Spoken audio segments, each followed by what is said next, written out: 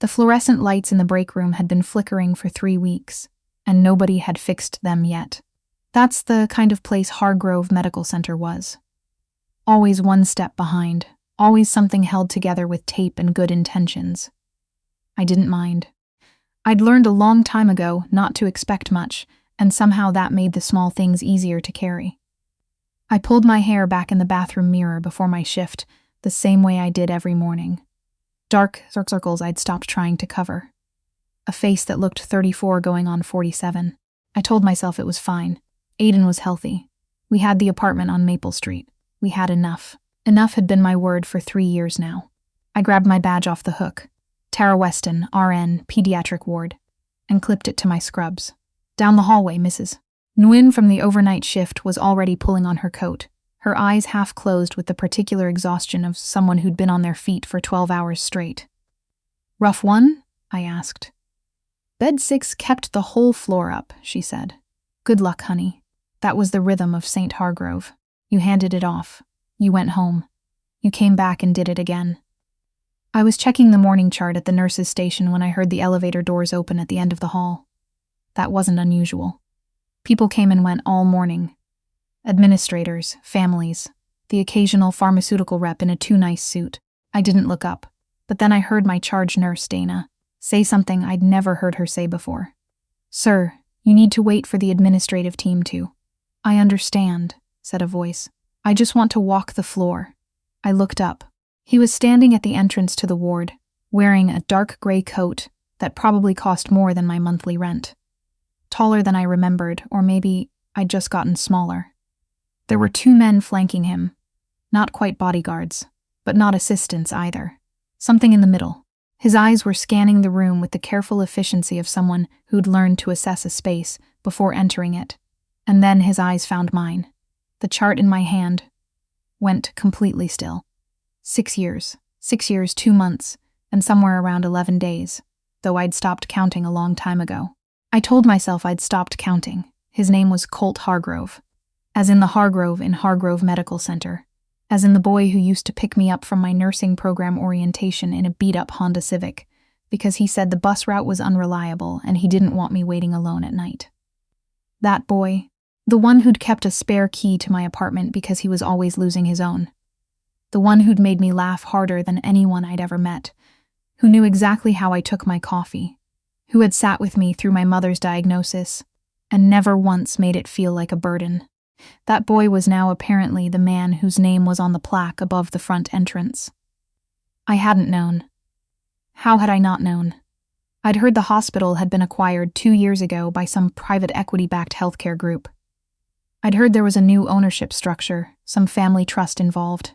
I'd even heard whispers about a major donor with a personal connection to the institution. But Hargrove was a common enough name in this part of Ohio.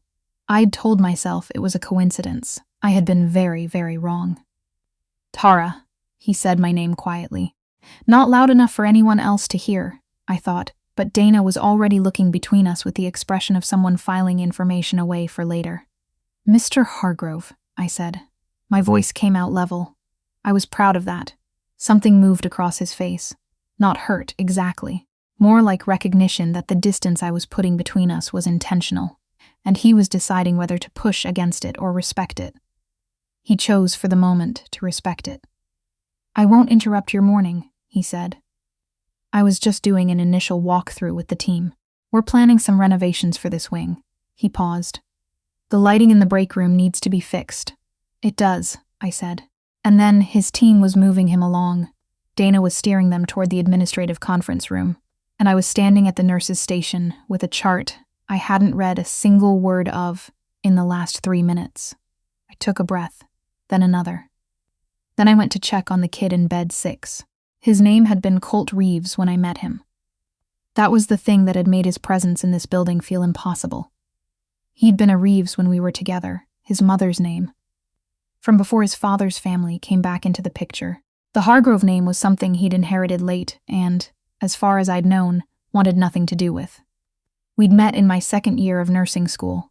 He was studying business at the same university, working part-time at a construction site to cover his rent. He drove that Honda $8 Ramen, argued passionately about local zoning laws at the kitchen table. I fell in love with him in the way you fall in love when you're 24, and the world still feels like it's full of open doors. Completely, without checking where the floor was first. We were together for 2 years. Good years, mostly. The kind that teach you what you want from a life. And then his grandfather died, and everything became complicated in ways I hadn't had the vocabulary for at the time. There was an estate, a trust, a family business with obligations Colt had spent his whole life being told he could walk away from and then suddenly couldn't.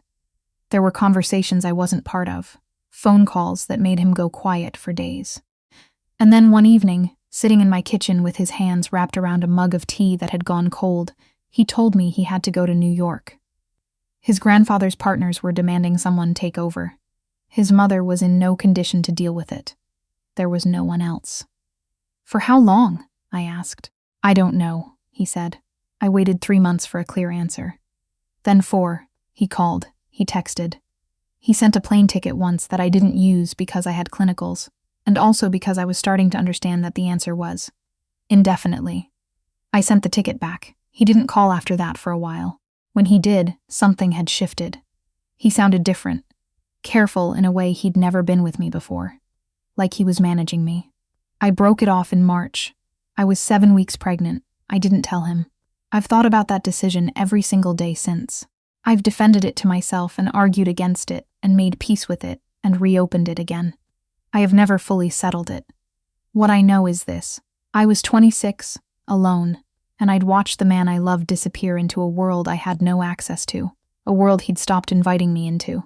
I didn't know if the child I was carrying would bring him back or simply complicate things further. I didn't know if I wanted him back the way he'd become. I kept the baby. I had a son. I named him Aiden James, and he had his father's jaw, and his father's stubborn streak, and his father's complete inability to sleep past 6 in the morning. He was 5.5 now, and he was the most important thing I had ever done. I had not told Colt. That sat on me every day like a stone. By noon, the pediatric ward had settled into its usual midday rhythm. The kids who were well enough were watching cartoons or playing with the tablets the volunteer program had donated. I'd changed 2 IV lines, helped a mother from Columbus figure out the hospital cafeteria, and administered a breathing treatment for a 7-year-old named Marcus who had the lungs of a much older person and the attitude of a tiny attorney. "You're squeezing my arm," he informed me. "I'm taking your blood pressure," I said. Same thing. I liked this job. Even on the hard days, I liked it. I liked the direct honesty of children, the way they didn't soften things, the way they needed exactly what they needed, no more, no less. I was writing up my afternoon notes when Dana appeared beside me with the expression she used when she had information she wasn't sure how to deliver. "The ownership team wants to meet with department heads and senior nursing staff tomorrow morning," she said. 8 a.m., conference room by. I'm not a department head, no, but you're the longest-serving RN on this floor, and Dr. Patterson specifically requested nursing representation. She paused. "Also, the new owner asked if you'd be available." I set my pen down. "He asked for me by name?" I said. Dana had the grace to look somewhere slightly to the left of my face. "He did." That night, I put Aiden to bed and sat at the kitchen table for a long time. With a cup of coffee, I wasn't really drinking. The apartment on Maple Street was small, but it was ours. Photographs on the refrigerator. A drawing Aiden had done of our family. Me, him, and our neighbor's dog, who he considered an honorary family member. A life built from scratch, piece by piece, on a nurse's salary and sheer stubbornness. I'd built something real here. I needed to remember that before walking into any room with Colt Hargrove. He was a stranger now. Whatever he'd been to me, that was someone else's life. I almost believed it. Conference room B had been upgraded recently. New table, new chairs, a projector that actually worked. I came in 3 minutes before 8 and took a seat on the side, closest to the door, which was a habit I'd developed without fully acknowledging why. He came in at exactly 8, with 2 people I didn't recognize. A woman in a sharp blazer who introduced herself as his chief of operations, and a man who turned out to be the hospital's new administrator. Colt shook hands around the table, said the right things, made the right amount of eye contact with each person. He was polished in a way I'd never seen him before. Not cold, he wasn't cold, but contained. Like something that had been put into a box that was just slightly too small for it. When he got to me, he paused for a fraction of a second longer than he paused for anyone else. "Tara," he said. "Colt," I said. The woman next to me, a charge nurse from cardiology, glanced between us. The meeting lasted 90 minutes. He talked about the renovation plans, the new equipment allocation, a proposed expansion of the pediatric oncology unit that would require restructuring this floor. He asked good questions. He listened to the answers. I could see why he was successful. He had the same quality he'd always had, of making whoever he was talking to feel like the most important person in the room. Some people learn that. With him, it had always felt real. But I kept my contribution brief, professional. I spoke when I had relevant clinical input, and I kept my eyes on my notepad the rest of the time. Afterward, when the others were filing out, his chief of operations touched his arm and said something low. He nodded. She left, and then it was just us in conference room B. "You knew," I said before he could speak. "That I worked here. I found out 2 months ago," he said. "When I was doing due diligence on the acquisition. Your name was in the staffing report. 2 months. He'd known for 2 months and had still walked in here. "What do you want, Colt?" I asked. My voice was tired. Not angry. I'd burned through anger a long time ago. Just tired. He sat down across from me. He didn't do it like a CEO. He sat down like a man who wasn't sure how much space he was allowed to take up. "I want to know you're okay," he said. "That's not nothing. I'm fine. Tara, I have a good job. I have an apartment. I am genuinely, actually fine." I paused. "I don't need anything from you." He looked at me for a long moment. "I know you don't," he said. "You never did. That was never the problem. That landed somewhere I didn't want it to." I looked down at my notepad. "I'm not going to make this awkward for you at work," he said. "That's not why I asked to see you. I just—" He stopped, looked at the table. "I thought about you. A lot. I know I don't have the right to say that. But I did. I thought about Aiden. His jaw, his stubbornness. The way he'd asked me last week where his dad was. Because one of his friends at kindergarten had started talking about their dad picking them up after school, and Aiden had gone quiet in that way. He sometimes did, where I could practically see him adding things up. I had a secret that was going to surface whether I chose it or not. That was the truth I'd been sitting with for 5 years. Not whether to tell Colt, but when, and how much of our lives I was prepared to let change when I did. "I have to get back to my floor," I said. He stood when I stood. That at least hadn't changed. "Can I?" He stopped. Started again. "Could I buy you coffee sometime?" Off the clock, just to talk. I should have said no. I had 100 reasons to say no and almost none to say yes, except for one that was 5 years old and asked too many questions about where his dad was. "I'll think about it," I said, which was not a no. He texted me that evening. Just his number and no pressure. Whenever you're ready. Or never. That's okay, too. Which was infuriating because that was exactly what the old Colt would have said. I didn't respond that night. I put Aiden to bed. 2 stories. 1 argument about pajamas. 1 glass of water that was absolutely necessary, and not a delay tactic. And then I sat on the edge of his bed after he fell asleep and looked at his face. He looked like me around the eyes. He had my coloring, my freckles. But the set of his jaw in sleep was someone else entirely. I'd been protecting him. That was what I told myself. Protecting him from uncertainty, from a father who might not have stayed, from a custody arrangement that could have pulled him between 2 worlds. All of that was true. But I'd also been protecting myself from having to share this boy I'd built my entire life around. From watching someone else fall in love with him and having to renegotiate everything I was. I was 34 years old, and I was tired of carrying this alone. The next morning, I texted back. "There's a coffee shop on Birchwood, near the east parking structure. Saturday at 9, if that works." His response came in under 2 minutes. "I'll be there." He was already at the table when I arrived, which I hadn't expected. He had 2 coffees waiting, which he absolutely could not have known I'd want. And then I noticed one was black, and one had the amount of cream I used. And I felt something close in my throat because, of course, he remembered, because that was the kind of person he was. And I had to stand in the doorway for a second and just breathe. I sat down. "Thank you," I said, for the coffee. "Thank you for coming," he said. We were careful with each other for the first 20 minutes. He told me about the acquisition. The Hargrove family had held the medical center in trust for years. It had been mismanaged. He'd been the only one willing to take it on properly. He didn't say it like a brag. He said it like a man who'd taken on something heavy and was still figuring out how to carry it. I told him about the job, about the pediatric ward, about Marcus with his blood pressure opinions. He laughed. It was the same laugh. Somewhere in the second cup of coffee, I said, I need to tell you something. He went still. And I need you to let me get through all of it before you respond, I said. Because I've been trying to figure out how to say this for 5 years and I still don't have the right words, so I'm just going to say it. He nodded. I have a son, I said. His name is Aiden. He's 5, and he's yours. The coffee shop had a lot of ambient noise. Espresso machine, conversation, a playlist of something acoustic and unobtrusive. All of it receded. Colt set his cup down very slowly. How long have you known where I was? He asked. The whole time, I said.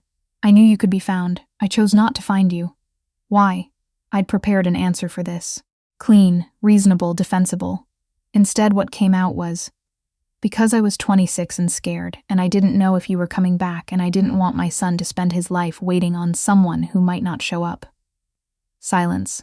And because, I said, I needed him to be mine first, before he was anyone else's. I know that's not fair. I know. But it's the truth. He was quiet for a long time. Long enough that I started to prepare myself for anger, for accusations, for the reasonable rage of a man who'd missed 5 years of his child's life. Instead, he said, What's he like? I blinked. Aiden, he said, and his voice had gone rough at the edges. What's he like? Something unlocked in my chest. I hadn't known it was locked until right then. He's stubborn, I said. He wakes up at 6 every single morning no matter what time he goes to bed. He's obsessed with fire trucks. He asks about 17 questions before he'll agree to put on his shoes. I paused. He has your jaw. Colt looked down at the table. I watched his jaw work. I'm not asking for anything, I said quickly. This isn't about money or legal arrangements or, Tara. He looked up. Stop. I stopped. I missed 5 years, he said. I can't get that back. I know that. But I don't want to miss 5 more. He paused. I want to meet him, if that's something you'd consider. Slowly on your terms, whatever makes sense for him. But I want the chance. I'd imagined this conversation so many times. In my head, it was usually more confrontational. Accusations, recriminations, the complicated legal machinery of parenthood kicking into gear. I hadn't imagined this. I hadn't imagined him asking quietly for a chance. He's been asking about his dad, I said. Lately. He has a friend who talks about his dad a lot. Colt nodded. He didn't push. Okay, I said, slowly. On his terms more than ours. Of course, he said. We didn't fix everything that morning. Some things can't be fixed in a single conversation over coffee. There's too much weight in them.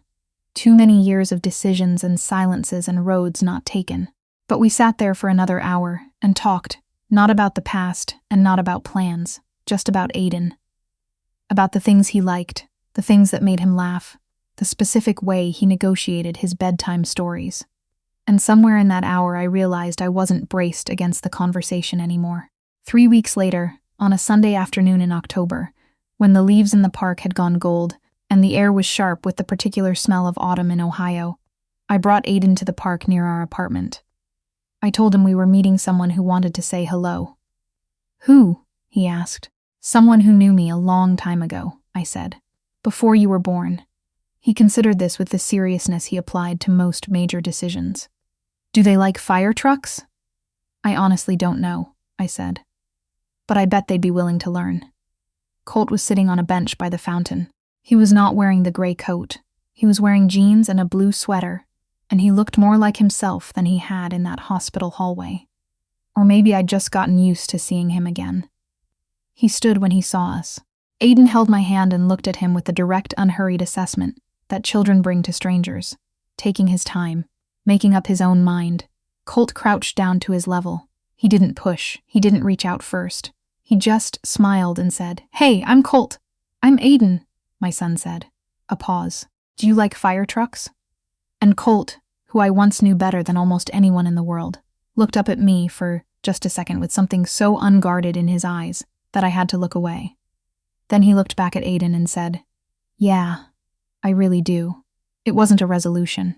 It wasn't a neat ending with everything tied up and settled. There was still so much ahead of us.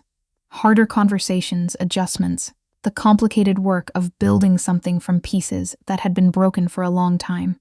But Aiden was already talking about the fire station 2 blocks from our apartment, his little voice buzzing with the kind of enthusiasm he reserves for things he truly loves. And Colt was listening to every word like it was the most important thing he'd ever heard. And standing there in the gold light of an October afternoon, watching my son meet his father for the first time, I let myself think, just for a moment, that enough had finally stopped being the only word I had.